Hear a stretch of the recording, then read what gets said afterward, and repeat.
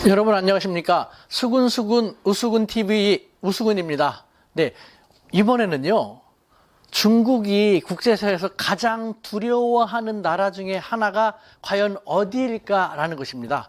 중국이 국제사회에서 가장 두려워하는 나라 중에 한 곳, 과연 어딜까? 네, 북한입니다.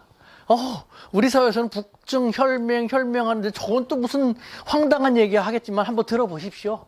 저는 항상 우리 사회에 잘 알려지지 않았던, 하지만 듣고 보면은 일리가 있다라는 중국의 입장에서 보는, 혹은 북한의 입장에서 보는 역지사지적인 이야기를 많이 하지 않습니까? 한번 들어보십시오.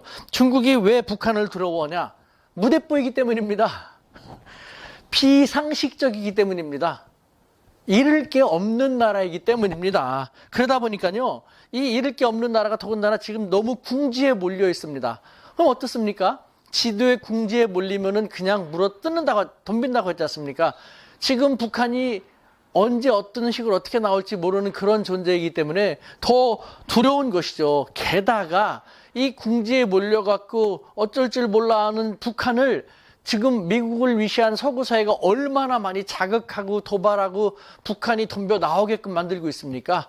그러니까 그 북한과 가장 가까이 국경을 맞대고 있는, 더군다나 지금은 잃을 게 많은 나라가 되어버린 그런 중국의 입장에서는 북한이 두려울 수밖에 없는 것이죠. 이런 중국의 입장에서 북한은 그야말로 계륵인 것이죠. 계륵. 버릴 수도 없고 취할 수도 없는. 그러니까 상황이 더 북중 관계가 나빠지지 않게 관리를 하면서 북한이 정말 잘못되면 에이 너 죽고 나 죽자, 내가 죽는 판에 너도 죽자라는 식으로 충분히 나올 수 있는 그런 이판사판의 국가이기 때문에 그 북한을 관리하는데 중국은 적잖이 애를 먹고 있는 것이죠. 그러면서 벌써 십수년 전부터 저에게도 그런 말 했습니다. 북한이 그 예측 불가한, 북한이 언제 어떻게 어떤 식으로 나올지 모르는 그 나라가 핵무기를 갖고 있고 탄도미사일을 계속 고도화하고 있다. 이거 얼마나 위험하냐.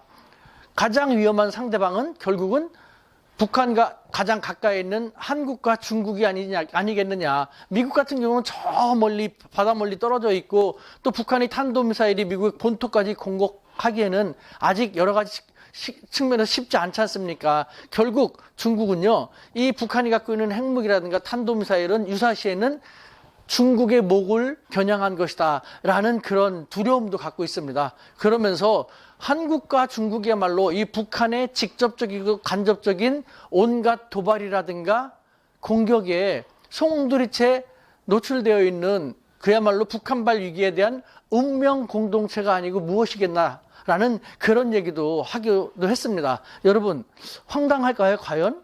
어떻게 생각하십니까? 우리가 또 다각적으로 여러 가지 바라볼 필요가 있다 라는 측면에서 한번 전달해 드려 봤습니다. 이상 수근수근 우수근TV였습니다. 짜잔!